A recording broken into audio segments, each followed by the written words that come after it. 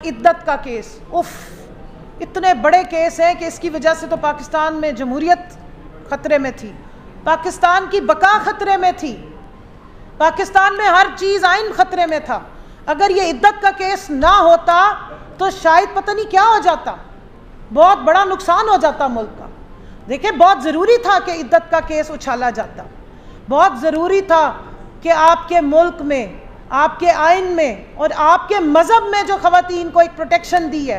जिसमें अल्लाह ने हुक्म दिया है कि इद्दत के लिए औरत की गवाही काफ़ी है, लेकिन वो तो अब हमारे स्टेट का मसला बन गया है, वो तो अब हमारी अदालतों का मसला बन गया है। हम सबके निकाहनामे और आप सबके निकाहनामे जाके अदालतों में चैलेंज करें,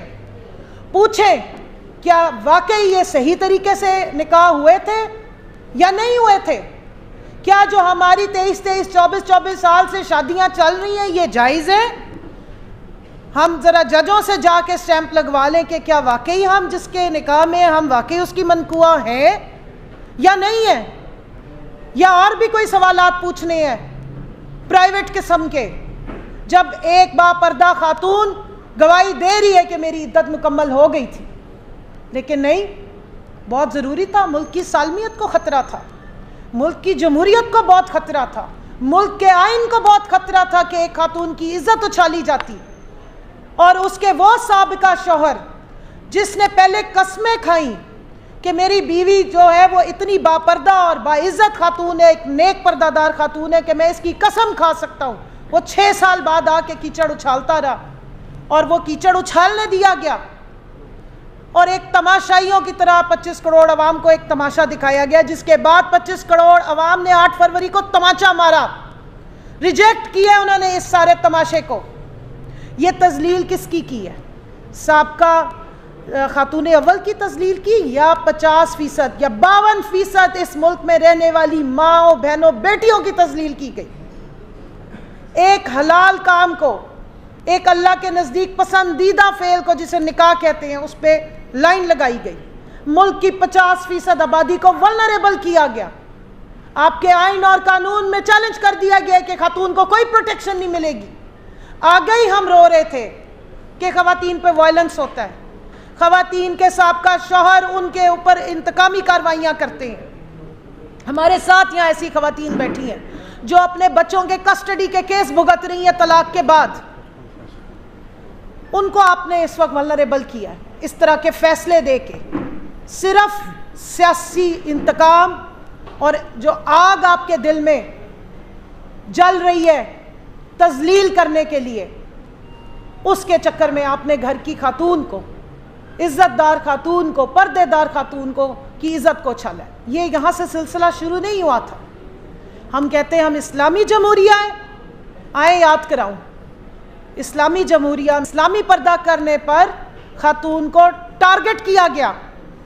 उसके पर्दे को उछाला गया, उसके पर्दे की तजलील की गई। हमारे मीडिया पे बैठी हुई वो खवातीन एंकर्स, मैं नाम अब नहीं लूँगी, आप थोड़ा सा गूगल करें, टेक्नोलॉजी का दौर है, पता लग जाएगा, जो तोहमतें लगाती रही, जिन्हें बहुत तकलीफ़ हो रही थी कि इस्लामी जमहूरिया में खातून अव्वल और वो भी इतनी पर्देदार, ये तो बड़ी अचंभे की बात है, ऐसी तो नहीं होनी चाहिए थी। माय फ्यूडल लॉर्ड लिखने वाली खातून होनी चाहिए, या ब्लास्फेमी जैसी किताबों को शाया करने वाली होनी चाहिए, या अगर कोई खातून हो बड़ी मॉडर्न सी हो तो फिर ठीक है, फिर कोई मसला नहीं है। अगर 2-2 तलाक़ें लेके अगर किसी अपने फेवरेट सल्तनत शरीफिया के चश्मो चिराग से जाके कोई खातून निकाह कर ले तो उस पर कोई इद्दत का सवाल नहीं उठाता। या वो मोहतरम अगर किसी हाजिर सर्विस पुलिस अफसर की बीवी से ज़बरदस्ती शादी ख़त्म करा के, तलाक करवा के फ़ौरन निकाह कर ले, फिर किसी को इद्दत याद नहीं आती, फिर किसी को सवाल याद नहीं आते, फिर किसी को ना चादर याद आती है ना पर्दे याद आते हैं।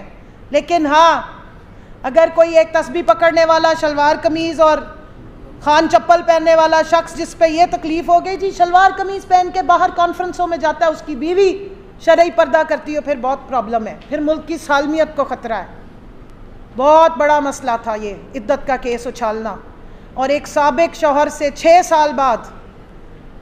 बयान जो अगवा बराए बयान था और वो भी हाई क्वालिटी की लिटरेशन के बाद था, उसने आके जिस किस्म का बयान दिया वो तो बहुत क्रेडिबल था, और जो बग़ैर अगवा के बयान दिया था वो क्रेडिबल नहीं था, जब उसने कसम खा के कहा था कि